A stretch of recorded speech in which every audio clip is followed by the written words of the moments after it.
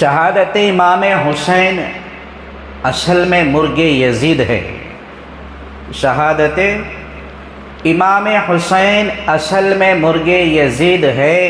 اسلام زندہ ہوتا ہے ہر کربلا کے بعد۔ ایسے مفت میں، ہول سیل میں، کام بھی مال میں، ڈی مارٹ میں نہیں مل جاتا، کہیں شو روموں میں بکتا نہیں اسلام، کئی چوراہوں پر نہیں ملتا دین۔ جتنا آج سستا مسلمان سمجھ گیا، کربلا پیش کرنا پڑے گا۔ ہمیں دیندار بننا ہے تو ہر مسلمان کو کربلا پیش کرنا پڑے گا۔ چھوٹا سا چھوٹا اس کی حیثیت کے برابر اسے قربانی دینی پڑے گی، تب جا کر وہ خود مسلمان بننے کے لائق بنے گا، تب جا کر وہ اسلام کو سمجھنے کے لائق بنے گا۔ اور دوسروں تک دین اور اسلام پہنچانا تو دور کی بات، پہلے ہمیں خود ایمان والے بننے کی آج ضرورت ہے۔ زندہ ہوا اسلام کن حالات کے بعد، کون سے خرافات کرنے کے بعد، کون سے بدعات کرنے کے بعد؟ حسین ابن علی نواسہ رسول صلی اللہ علیہ وسلم، بیوی بچے تھے، خاندان قبیلہ تھا، ان کا وطن تھا، ان کے جان سے پیارا وطن تھا، نبی کا روضہ تھا۔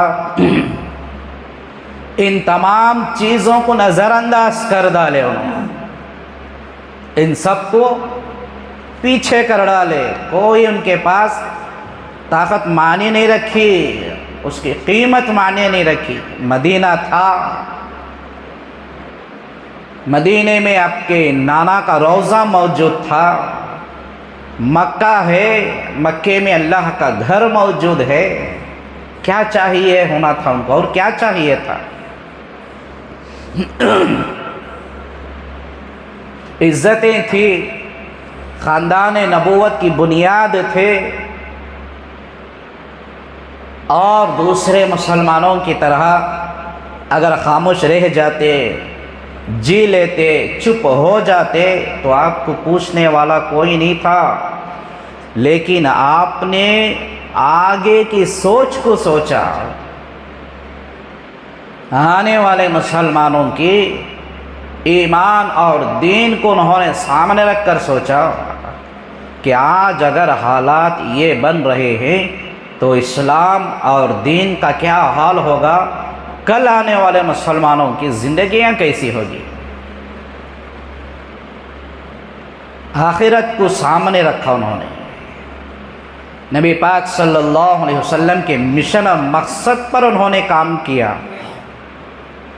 دن میں ٹھان لیے چاہے جو کچھ بھی ہو جائے، اس دین کو پھیلانے میں، اس اسلام کو پھیلانے میں، میرے نانا کا لایا ہوا دین امت میں پہنچانے کے واسطے ہمیں قربان ہو جانا پڑے تو ہو جائیں گے، شہید ہونا پڑے تو شہید بھی ہو جائیں گے۔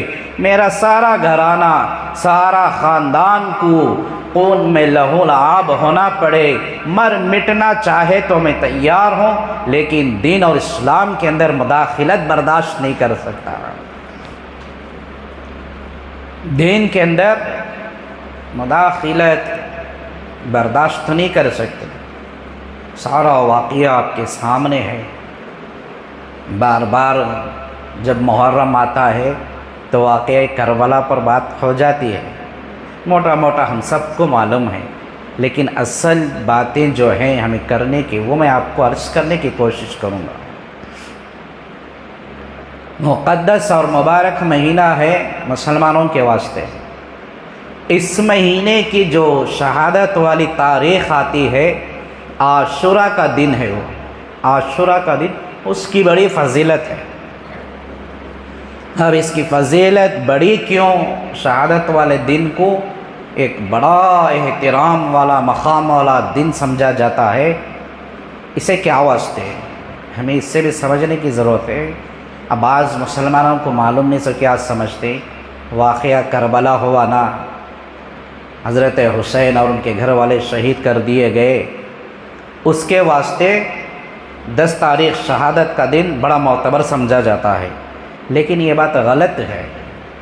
حضرت حسین رضی اللہ تعالیٰ عنہ کی زندگی میں کئی مرتبہ محرم آیا، 10 تاریخ آئی، شہادت آیا۔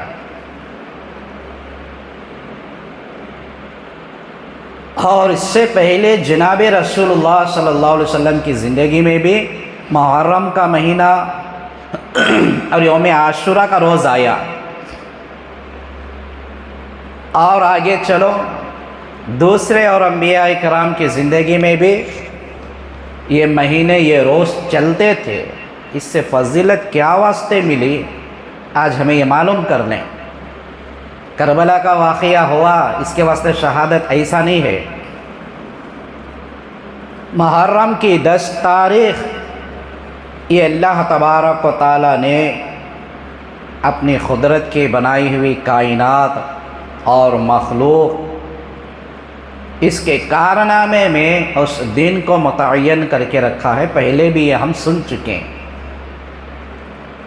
بے شمار چیزیں موجود ہوئی اسلامی تاریخ کے اندر، جیسے حضرت آدم علیہ السلام، ابراہیم علیہ السلام، موسیٰ علیہ السلام اور عیسیٰ علیہ السلام، یونس علیہ السلام اور یوسف علیہ السلام، بڑے بڑے بڑے جلیل القدر انبیاء کرام گزرے، ان کی زندگیوں میں تاریخی واقعات پیش آئے۔ وہ جو دن تھا کہ وہ محرم کا 10 تاریخ کا یوم عاشورہ کا روز تھا، اس لیے اس دن کی فضیلت بڑی۔ نوح علیہ السلام کی کشتی پورے جو ہے آئے ہوئے طوفان کے پانی میں تیرتی ہوئی آخر کار جا کو کنارے میں لگی، اور آپ اس کشتی کو بچا لیے، کنارے میں آئے تو محرم کے مہینے میں عاشورہ کا روز تھا، محرم کی 10 تاریخ تھی۔ انہوں نے اس کا شکر ادا کیا، اس روز کو یاد رکھا، اس کی فضیلت بنائی۔ ایسے کئی انبیاء کرام کے جو معاملات واقعات پیش آئے نا، وہ اسی دن کو آئے۔ اور حدیث میں بھی آتا ہے، اللہ تبارک و تعالی جب اس دنیا کو مٹائیں گے، اسے ختم کریں گے، اسرافیل سور پھونکیں گے، قیامت واقع ہوگی، تو بھی محرم کے مہینے میں 10 تاریخ کو ہوگی۔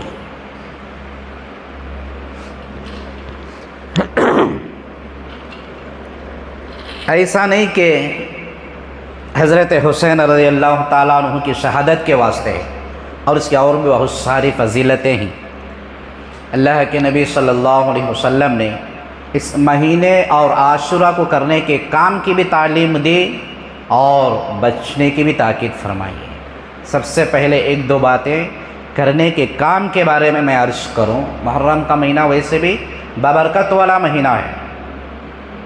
اب جو مسلمان یہ کہتا ہے کہ اس مہینے میں مجھے کیا بھی اچھا نہیں ہوا، مصیبتیں آئی، پریشانیاں آئی، میرے کون سے کام بھی اچھے نہیں بنے، معلوم ہوتا کہ میرے واسطے محرم کا مہینہ نحوست ہے، تو ایسا مسلمان سب سے پہلے تو نحوست والا ہے، تیرے اوپر نحوست پڑی ہوئی ہے، تیرے گھر پر نحوست پڑی ہوئی ہے، مہینے میں کوئی نحوست نہیں ہے۔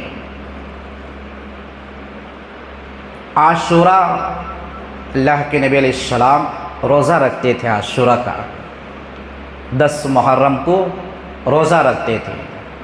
صحابہ اکرام سے معلوم ہوا کہ اللہ کے رسول یہودیاں بھی روزہ رکھ رہی، یہودیاں بھی شہادت کا روزہ رکھ رہی، تو اللہ کے نبی نے فرمایا اچھا یہودی بھی روزہ رکھ رہی، ہمیں ایک روزہ رکھ رہی، بولے تو انہوں بھی ایک روزہ رکھ رہی، ہمیں بھی ان کے مشابہت ہو جاتی، برابر ہو جاتا نہیں مسلمانوں کا اور یہودیوں کا ایک روزہ۔ تو اللہ کے نبی نے فرمایا اگلی سال اگر میں زندہ رہوں تو میں یہودیوں کی مشابہت نہیں کروں گا، 9 اور 10 کو 2 روزہ رکھوں گا، یا 10 اور 11 کو، 10 کے ساتھ 11 کو ملا لیں، یا 11 سے پہلے 9، 10 سے پہلے 9 کو ملا لیں، تو 2 روزے رکھوں گا، یہ اللہ کے رسول صلی اللہ علیہ وسلم نے فرمایا۔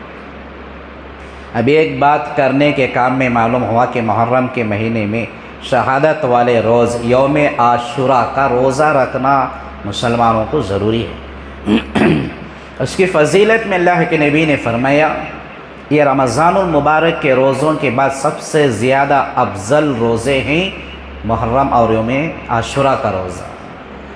اس کا ثواب فرمایا جو کوئی میرا امتی محرم کے روزے رکھ لیتا ہے ایک روزے کے بدلے میں اللہ تبارک و تعالی گزرا ہوا پچھلے 1 سال کے صغیرہ گناہ اس کے معاف کر دیتے ہیں۔ ایک روزہ عاشوراء کا 1 سال کے گناہ معاف ہو جاتے ہیں۔ باقاعدہ پابندی سے نبی اور صحابہ اکرام سے رکھتے آئے اور اس کی تعلیم امت کو دیے اور مسلمانوں پر بھی آج ضروری ہے۔ اور فرمایا عاشوراء کے خصوصی دن کے کام میں حضور صلی اللہ علیہ وسلم نے فرمایا جو کوئی اپنے گھر میں نفقہ کا یعنی طعام کا انتظام کھانے پینے کا، ویسے تو سال بھر بھی گھر کے مرد کی ذمہ داری ہوتی ہے گھر کے ضروریات کو پورا کرنا، کھانے پینے کا نظام کرنا، چلانا، دیکھ بھال اخراجات اٹھانا، لیکن خصوصی طور پر فرمایا گیا عاشوراء کے روز جو کوئی گھروں کے اندر اپنے گھر والوں پر زیادہ کرے گا اور روزوں سے اور دنوں سے زیادہ خرچ کرے گا، اچھے کھانے پکائے گا، گھر والوں کو کھلائے گا، اوروں میں تقسیم کرے گا، تو اللہ تبارک و تعالی آنے والے اگلے 1 سال کے اس کی روزی روٹی میں وسعت کر دیتے ہیں، برکت دے دیتے ہیں 1 دن کا۔ کبھی کبھار جو ہے ہمارے گھروں کے اندر جو کبھی آگے پیچھے ہوتا ہے، لیکن فرمایا عاشوراء کو جو ہے گھروں کے اندر زیادہ پکاؤ۔ اللہ کے نبی نے فرمایا روزانہ سے بھی دوسرے دنوں سے بھی کھانا سالن زیادہ پکاؤ اور لذت والے چیزیں بناؤ، 2-4 چیزوں سے زیادہ بناؤ، گھر والے کھاؤ اور کھلاؤ اور دوسروں کو بھی کھلاؤ۔ کس دن؟ عاشوراء کے دن 10 محرم کو۔ اس کا ثواب آنے والا 1 سال اور اس گھر کے اندر اس گھر کے مرد کی کمائی میں، کمائی کرنے والوں کی کمائی میں اللہ تعالیٰ برکت عطا فرما دیتے ہیں۔ پھر فرمایا زیادہ سے زیادہ صدقہ و خیرات کرو، مسکینوں کا، غربا کا، یتیموں اور بیواؤں کا خیال رکھو، ان کو جو ہے تعاون کرو۔ یہ کرنے کے کام عاشوراء کے روز کے حدیث میں ارشاد فرمایا گیا۔ اس کے بعد فرمایا جو محرم میں ان کاموں کو کرنے کے علاوہ فرض، واجبات، سنتیں جو ہمارے درمیان میں نماز، تلاوت، نفلیں، سنتیں، یہ چیزوں کے علاوہ گناہ سے بچنا بھی ہوگا۔ جہاں کھیل تماشا معلوم ہوتا، جہاں ہمارا وقت ٹائم پاس ہوتا، دنیا کی باتیں ہوتی، 4 لوگوں کی غیبتیں آتی، شکوے سننے کو ملتی، کسی کی زندگی پر مذاق کرنے کو وقت ملتا، یہاں مسلمان وقت اپنا لگا رہا ہے۔ بڑی افسوس کی بات ہے۔ لہذا محترم دوستوں، بزرگوں، ہمیں اللہ جو ہے مرنے سے پہلے دین اور اسلام کو سمجھنے کی توفیق عطا فرمائے، صحیح سمجھنے کی۔ جیسا کہ اللہ کے نبی نے جو مکمل دین دیا اتنا کرنا ہی ثواب ہے، نیکی ہے، اجر ہے، اور اس میں زیادہ گھٹانا یہ چیزیں جو ہے گناہ کی طرف لے جاتی ہیں۔ حضرت امام حسین کا واقعہ تو عرض کرنا نہیں ہے، لیکن 1-2 باتیں یہی جناب عقائد و عالم محمد رسول اللہ صلی اللہ علیہ وسلم حضرت امام حسن اور حسین کو آپ خود نام رکھے تھے۔ جب حسن پیدا ہوئے حضرت علی سے پوچھے کیا نام رکھا، انہوں نے کہا کہ حرب، یعنی حرب کہتے ہیں جنگ لڑنے والا، بہادر، کاٹنے والا، مارنے والا، کیونکہ حضرت علی جنگجو تھے، بڑے مجاہد تھے، اس معنی سے اپنے بچے کو نام رکھے۔ اللہ کے نبی نے فرمایا کہ نہیں، حسن کو ایسا نام کو رکھو، حسن رکھو۔ حضور نام بدلا ڈالے۔ پھر دوبارہ حضرت حسین پیدا ہوئے، حضرت علی، وہی نام رکھے حضرت حرب۔ پھر اللہ کے نبی وہ نام بدلائے، حضرت حسین نام رکھے۔ پھر ایک بیٹا پیدا ہوا حضرت علی، پھر وہ نام رکھے اللہ کے نبی، وہ نام کو بدلائے تو حسین ایک نام رکھے۔ لہٰذا بہت بیٹے اور بیٹیاں ہیں حضرت علی کے، لیکن جو مشہور و معروف ہو کر تاریخ اوراق میں واقعات کے تحت زندگی میں جو مسلمانوں کے درمیان یادداشت کی جاتی ہے، یاد کرتے ہی جو معلومات ہوتی ہے وہ حسن اور حسین کے بارے میں ہے۔ حدیث میں آتا ہے سر سے لے کر ناف تک حضرت حسن رضی اللہ تعالیٰ عنہ ہو بہو اللہ کے نبی کے برابر تھے۔ ان کا بدن، ان کے آنکھ، ناک، شکل و صورت، اور ناف سے لے کر پیر تک حضرت حسین نبی کی مشابہت میں تھے۔ تو اللہ کے نبی صلی اللہ علیہ وسلم بہت زیادہ چاہتے، بہت زیادہ پیار کرتے، ان کو بہت زیادہ اپنے قریب رکھتے تھے۔ ان کے سر میں جو بال، گھنگرالی بال آتے تھے نا گود میں لے کر، حضور صلی اللہ علیہ وسلم اب ان کے گھنگرالی بالوں میں سے خوشبو کو سونگھتے اور فرماتے مجھے حسن اور حسین کے سر کے بالوں میں سے جنت کی خوشبو آتی ہے۔ یہ فاطمہ کے باغ ہیں اور یہ جنت کے پھول ہیں، ان دونوں بھی بے انتہا محبت کرتے۔ بہت سارے اوقات پر یہ باتیں آپ کے سامنے آ چکے ہیں، لیکن خیال کتنا رکھتے تھے آپ یہ اندازہ لگاؤ۔ ایک مرتبہ آ کر حضرت فاطمہ کو تاکید کرتے ہیں، بیٹی فاطمہ تو حسین کا خیال رکھنا، بچپنا تھا، حسین کا خیال رکھنا، میں نماز پڑھتا ہوں، حسین روتا ہے، اس کے رونے کی آواز اور چیخیں میں محمد ہوں میرے دل کو بے قرار کر دیتی ہے۔ مجھے تکلیف ہوتی ہے جب حسین روتا ہے تو خیال رکھ، بیٹے کو سنبھال کہ حسین کی آنکھ میں آنسو نہ آئے، وہ کبھی روئے نہیں، کیونکہ حضور صلی اللہ علیہ وسلم اتنا چاہتے تھے نا۔ آپ نماز میں رہتے، حضرت حسین کے رونے کی آواز سن کر آپ بے قرار ہو جاتے، برداشت نہیں کرتے تھے۔ ایسے وہ حسین لاڑلے تھے جن کے جو ہے کربلا میں ٹکڑے ہو گئے۔ ذرا سی بھی جھلک آپ نے پوری زندگی میں برداشت نہیں کیے، اور اس نبی کے بعد اس نبی کے نواسے کی یہ حالت کر دیے دنیا کے بے دین ظالم لوگوں نے۔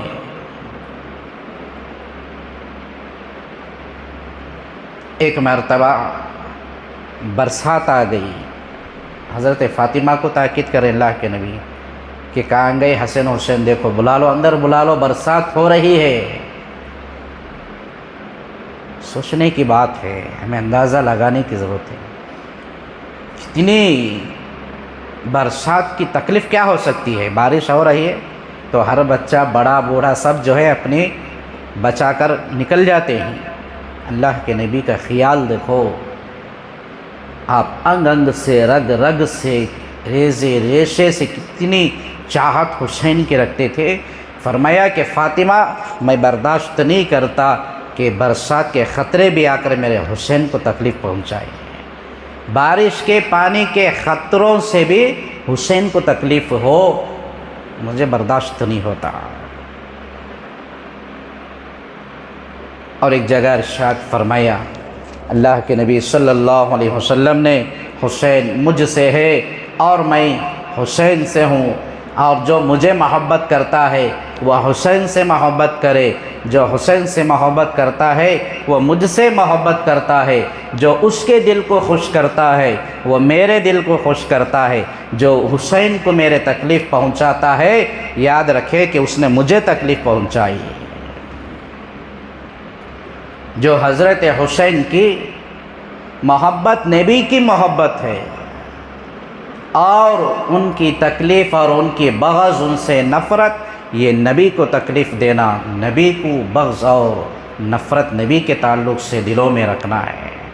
لہذا دوستوں، بزرگوں، حسین حسین سے کوئی نفرت نہیں کرتا، کوئی بغض نہیں رکھتا، کوئی تکلیف نہیں پہنچاتا۔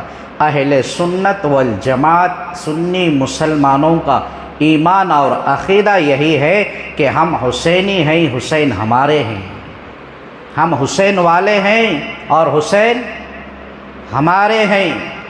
ہم ان کا ادب کرتے ہیں، ان کا احترام کرتے ہیں، ان کی عزت کرتے ہیں۔ جیسا کرنے کا ہمیں حکم ہے ویسے ہم ان کا ادب اور احترام کرتے ہیں، کبھی تکلیف نہیں پہنچاتے۔ حدیث میں آتا ہے کہ اللہ کے رسول صلی اللہ علیہ وسلم نے فرمایا اس کی دشمنی میری دشمنی اور میری دشمنی اللہ کی دشمنی ہے۔ اب ان سے جو ہے بغض رکھنے والے، حسد رکھنے والے، ان کو تکلیف پہنچانے والے، ایک بہت بڑی لمبی جو ہے تفصیلی واقعات ہے۔ مدینے میں ایک آدمی یہودی آیا، عبداللہ ابن سبا، حضرت عثمان رضی اللہ تعالیٰ عنہ کے دور میں وہ وہاں آ کر مسلمان ہو گیا۔ مسلمان اس لیے ہوا کہ جو اسلام آگے بڑھتا تھا، مسلمان ترقی کرتے تھے، اسے ہضم نہیں ہوتا تھا۔ اس نے فتنے پیدا کرنا، تدابیر، کوششیں، سازشیں کرنا شروع کیا کہ کیوں نہ کر کو اسلام کو گھٹایا جائے۔ یہودی تھا نا، نام کے واسطے مسلمان ہوا تھا۔ اسلام کو گھٹانا، اس میں کیا کرنا، پھوٹ ڈالنا، ان کو جو ہے الگ الگ کر ڈالنا، کچھ بھی کرنا، تدابیر سوچتا رہا۔ وہاں سے بصرہ کو گیا۔ بصرہ میں حکیم بن جبلہ ایک بہت بڑا ڈاکو ساز آدمی تھا، اسے ساتھ میں لیا، لوگوں کو ساتھ میں لیا، اور وہ لے کر جو ہے اندرونی پیچھے وہ سازشیں کرتا تھا حضرت ابو بکر کے بارے میں، حضرت عمر کے بارے میں، اور حضرت عثمان کی جو سلطنت حکومت چلتی تھی نہیں۔ اب ایک جو صحابی بچے تھے وہ حضرت علی تھے، خلفائے راشدین میں۔ حضرت علی کی اتنی محبت، اتنی فضیلت وہ لوگوں کو بتانا لگا، یہاں تک کہ خدا کا درجہ دے دیا حضرت علی کو، خدا کے برابر سمجھا دیا۔ یہاں بول بیٹھ گیا کہ یا علی مشکل کشا المدد، تمہیں علی کو سامنے لے کو کیا کرتی کہ سب ہو جاتا۔ اس کی جال میں پھنسنے والے پورے کون تھے؟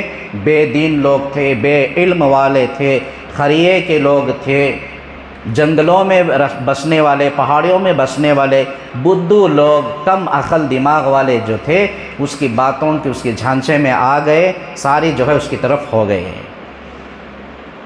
اب اس نے حکومت کو بھی ہٹانا چاہا، حضرت عثمان رضی اللہ تعالیٰ عنہ کے اوپر کئی جو ہے الزامات لگایا اور تحریکیں چلائی۔